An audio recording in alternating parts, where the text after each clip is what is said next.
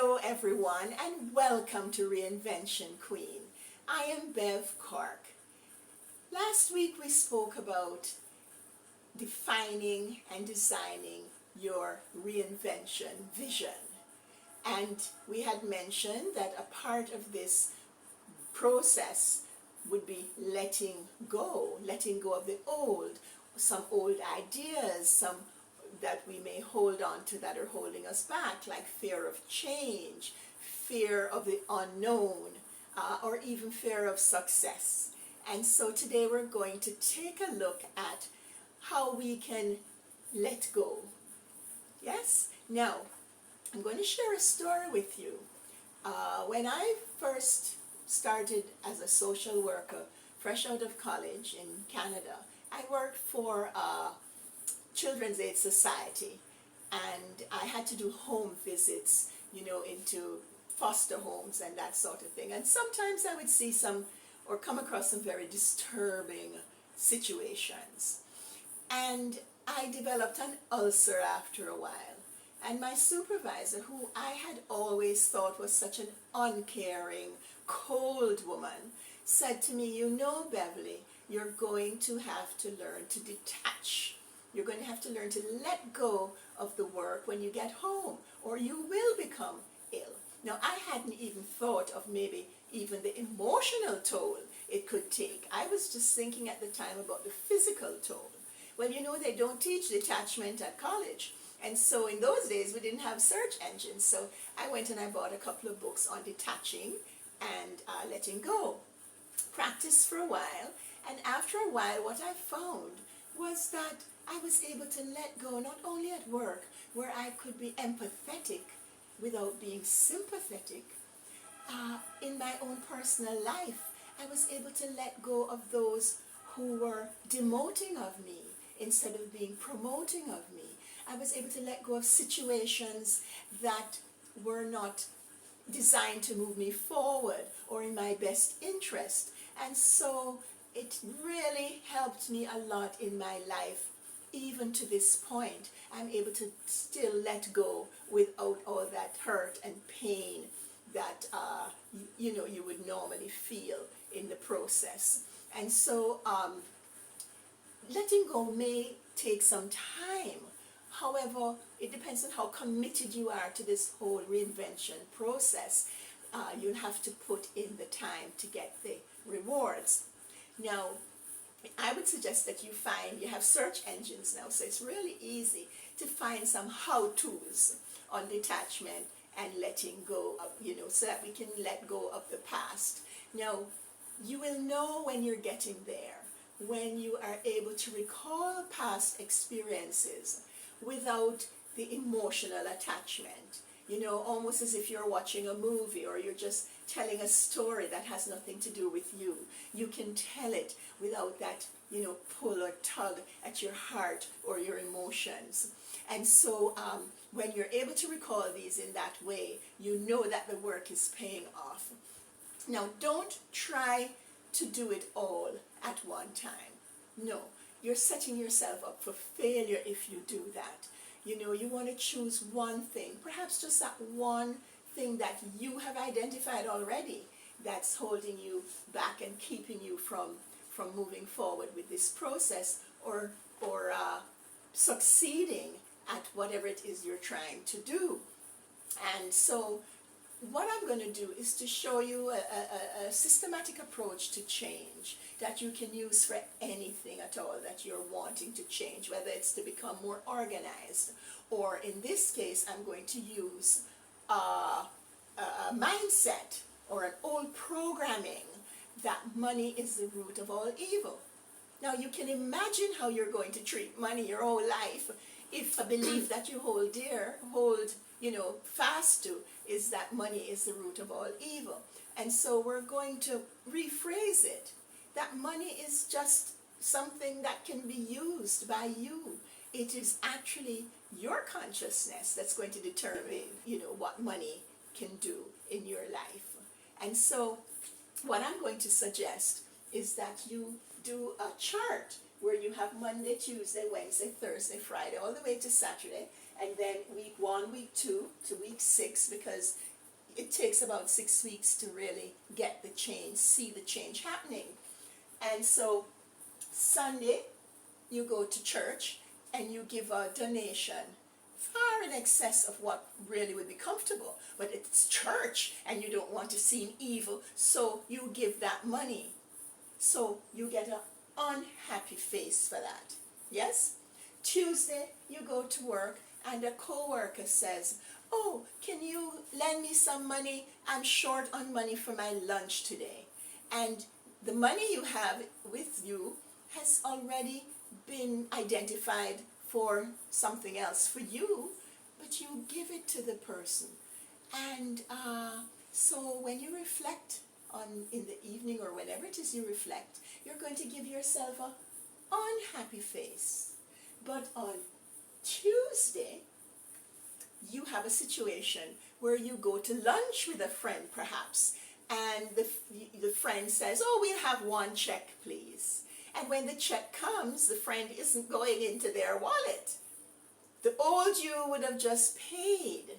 Because you see, holding on to money is not something that we're used to in our consciousness. And so you say to the friend, "Oh, your contribution to the bill is X." And you wait for the person to give that money over. Then, of course, you're going to get a beautiful, happy face. And Thursday, something else comes up that has to do with money, where you choose to value it, to know that you deserve to hold on to your money to use for whatever you want, and you have no obligation whatsoever to just give it away. Not to say you can't be kind, but it has to be intentional, not as a result of the old programming that we have had. Yes? The reason for the reinvention doesn't matter. The reason doesn't matter. We still have to learn to let go. So regardless, whether it is redundancy, retirement, the loss of a dear one, or you just have the need or the feeling that you want something new, something different in your life, you have to let go. Detachment from the old ways of managing your emotions is a must. Now, one small step to letting go could be discarding an item that you haven't used in years. Perhaps like that dress that has sat in your closet for 10 years and you have not worn it and you haven't thrown it out. Why? Because, oh, the fabric is so great, or you loved how you looked in it at the time, or the designer was such a great designer and you can't afford that designer anymore, so let me hold on to this one design. No, it is not serving you currently. So choose that. Let that be the one, the guinea pig of the emotions. Let's see. So document when you've chosen it. Document how you feel when you actually chose the item. Go through it. Then document how you feel when you're handling the garment. And document how you feel when you actually throw it out. Take your time. Now don't try and run from the emotions. No. Sit in it. Let them play out like a movie. You know, it has nothing to do with you.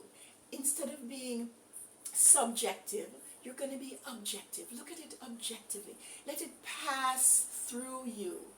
And then you're going to ask yourself, did I learn anything at all from whatever the situation is that you're trying to let go?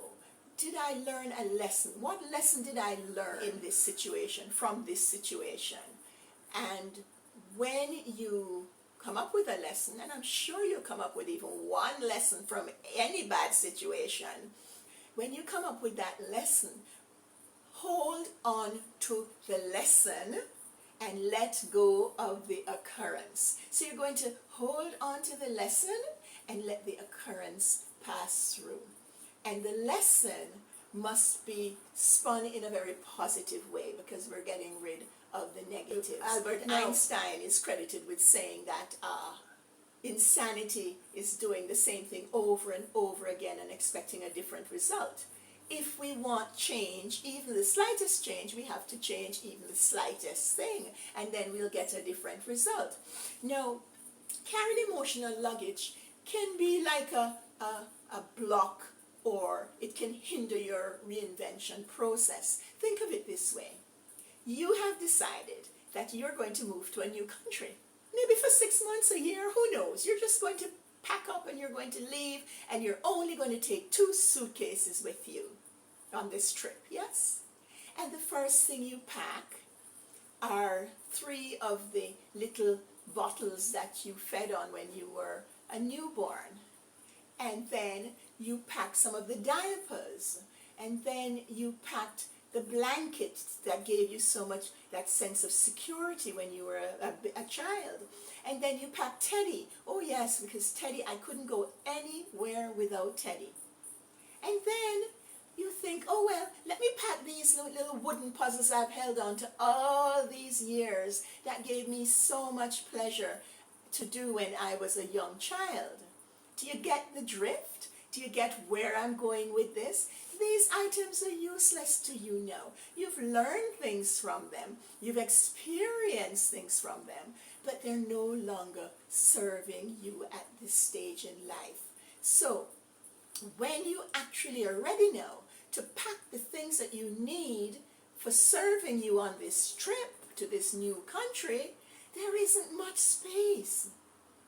So we have to get rid of the emotional clutter and make new space in order to move forward happily.